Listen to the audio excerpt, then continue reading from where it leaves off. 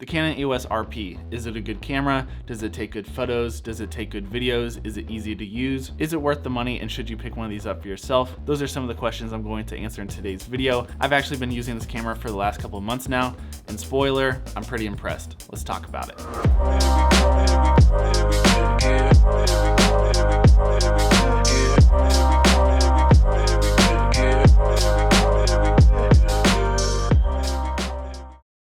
Yo, what's up guys, welcome back to the channel and thank you for clicking on today's video. So if you're new around here, my name is Johnny. I do photo and video work professionally for a living, and on this channel I try to make a lot of content trying to help other creators create better looking content. But today we're going to be talking about this camera right here, the Canon EOS RP. Now if we go back for a second, a couple months ago I actually did a review on the Canon EOS R. I got really good feedback on that video, and also I love the EOS R so much, when I decided I wanted a second camera body, it was a no-brainer. I was going to pick up the Canon EOS RP. So naturally I put out a little bit of content talking about the RP. I did an unboxing and then also a couple vlogs.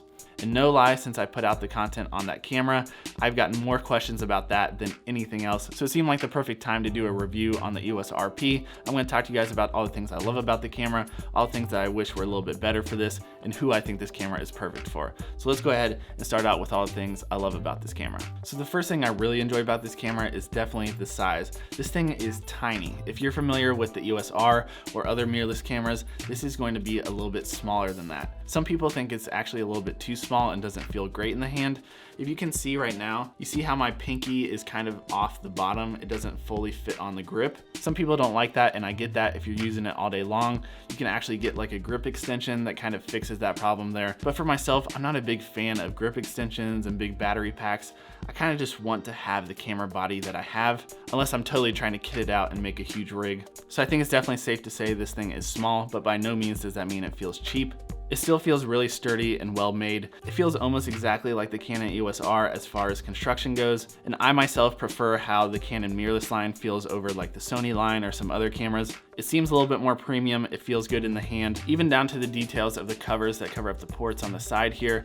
They aren't just like the cheap little plastic flaps that Sony's have that kind of just flop around and feel like cheap plastic. They're nice kind of like malleable rubber, I guess you want to call it. So yeah, personally I'm a big fan of the size. It feels great in the hand and it still feels really durable. The next thing I really enjoy about this camera that I'm not going to spend too much time on, but it does have a flip out screen. I personally think every camera should have a flip out screen now. It's definitely not just for people who vlog and do different things like that. If you're shooting videos at some weird angles, or maybe you're shooting an overhead flat lay photo, not being able to have a flip out screen and not being able to see what you're shooting, it's a huge pain. And obviously now you can plug in an external monitor and have a monitor facing you that way. But for myself, a lot of times I'm trying to take out as many extra steps as I possibly can, whatever I'm creating. You want a camera that you can just pick up and go start creating. If you have a camera that everything you do has to have an extra step, it's definitely going to slow down the process, and it's just one more thing you have to think about every time you want to create. So I myself definitely prefer a flip out screen. It kind of helps me in everything I'm doing. And I know you can get away without having a flip out screen. I did it for a while when I had my Sony a7R III, but that was a $3,300 camera. And I can't tell you how many times I did an interview kind of like this, and I didn't have an external monitor to plug into. I was straight down the lens and I was still out of focus, and I had to reshoot an entire video, or maybe I was kind of not level and I couldn't tell. Just the fact that I can glance over, check my focus, check my composition makes a world of difference, and there's really no reason why cameras shouldn't have a flip out screen these days. The next thing, photos look fantastic on this camera. I've definitely gravitated more towards the RP whenever I've been taking photos. I think just because it is a little bit smaller and lighter. It still has a 26.2 megapixel full frame sensor, so you're gonna get some really high quality photos out of it. I've been using it a lot for different product photos, a lot of my thumbnails for YouTube, and a lot of my stuff over on Instagram as well. The fact that it's full frame and has that many megapixels is more than enough for anything on social media, which honestly at the end of the day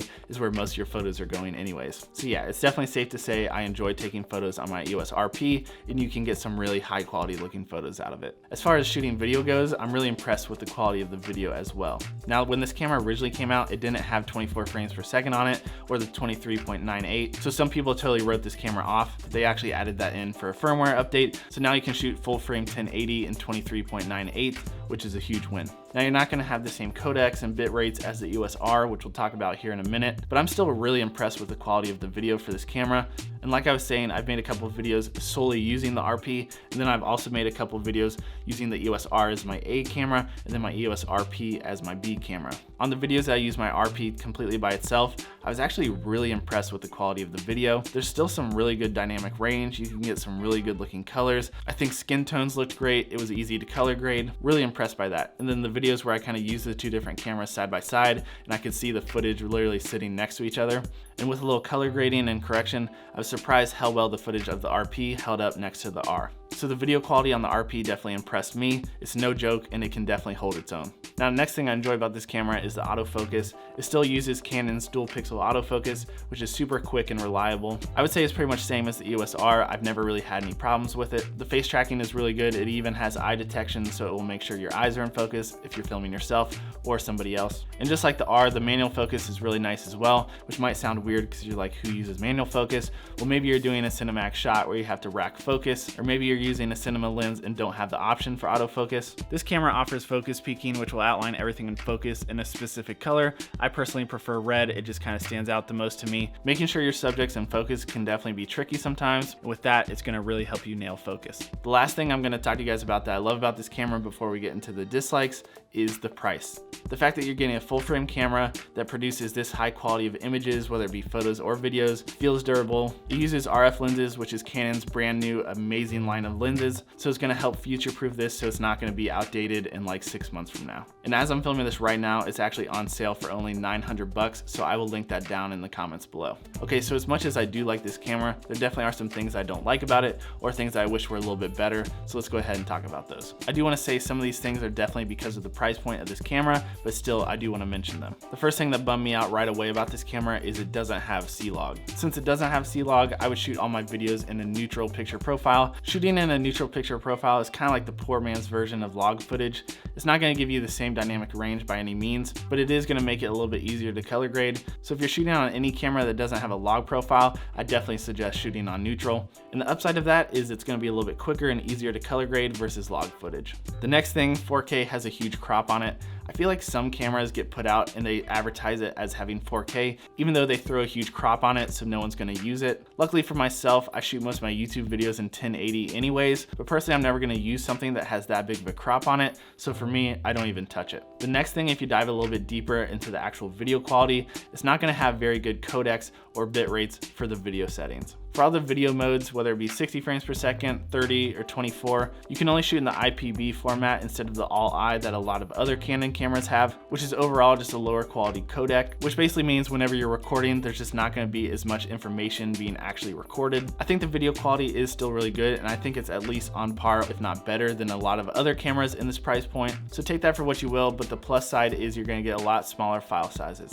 The next up is something I noticed right away. The battery life on this is not amazing. It uses an LPE17 battery, which is smaller and different than the standard battery size that you're gonna see in like an EOS R or a 5D or anything like that. That's the LPE6, so enough of like the different technical terms here and names. Basically, the battery isn't that big, so you're not gonna get that good of battery life out of this thing, but it was still enough for me for whatever I used the camera for, but definitely I would suggest picking up a couple extra batteries and having those on hand. One thing the RP doesn't have, which kind of bums me out, is it doesn't have IBIS. It doesn't have in-body image stabilization, which takes out some of that natural camera shake for whenever you're shooting handheld. Now, most of the time I have my 16-35 f4 that does have image stabilization on that lens, so it kind of helps kind of take out some of that for me. The RP does have an electronic version that will crop in your image a bit, and then it tries to do it electronically internally, which it works okay, but I've actually gotten some pretty funky warping looking footage out of it before, so I usually don't use that. I usually just rely on the IS on my lens. If you do pick up the RP though, I definitely would suggest messing around with the digital IS because maybe whatever you're shooting, it might work for you. So with all that being said, other cameras such as the Sony a6600 have IBIS, so I'd love to see that in a camera like this. The last thing thing here, unless I just can't figure it out, you can't have custom shooting modes for video on this camera. It only allows you to do it for photo. I'm a big fan of that on my EOS R because I have a custom shooting mode when I'm shooting off-speed stuff. So I have a 60 frames per second custom mode. I just changed the dial to that. And then I also have a 24 frames per second mode, so I can just switch easily back and forth and all my settings are good to go. So I'd love to see that in this camera. Maybe there is a way to do it. If you know, let me know in the comments down below. It's not a huge deal, but since there are custom buttons on there, I would like to see it work for video as well. So overall, in the past 2 months, I've been really impressed with this camera. You get some awesome looking images, whether it be video or photos. The size of this thing is great. It's lightweight, but it still feels durable and premium. It's going to get you into the RF lens line for Canon, which is definitely the future. And even if you don't want to jump into those lenses quite yet, like myself, because they are so expensive, you can still get the adapter and use your EF lenses as well. So with all those things in mind and the fact that the price is right, I think you're getting a really good camera and it's a really good investment. Okay, so I like this camera, but who do I think this camera is actually for? If you're looking to upgrade from an entry-level DSLR or maybe a point and shoot, or maybe you have a cropped sensor camera looking to get into a full frame, I think this camera could be perfect for you. It gets you into the professional tier of cameras without paying like $3,000, $4,000, or $5,000. You can pick up this camera with an adapter, a lens, a microphone if you want to do some audio stuff, and an SD card for all under like 1,500 bucks. I'll actually make a little kit for that down below if you guys are interested, so be sure to check that out. Or maybe you're even like myself and you just wanted to pick up a second camera body. Sometimes you shoot something and you wish you had 2 different cameras or a second angle, and you don't want to spend another few $1,000s to match the same exact camera you already have when you know you aren't going to use it quite as much. So yeah, I think this camera is great for a lot of different people. If you guys have any more questions about this camera that maybe I didn't mention or I didn't cover, let me know in the comments below and I'll be sure to respond to you guys. But I'm gonna cut the video off right here. If you enjoyed this video, drop it a thumbs up. That really helps the channel out. Be sure to drop me a comment down below if you guys have any more questions about this camera. If you're new around here, consider hitting that sub button. I'd really appreciate it. I try to make a lot of content trying to help other creators create better looking content. That is a mouthful. My name is Johnny. I'll see you guys in the next video. Peace.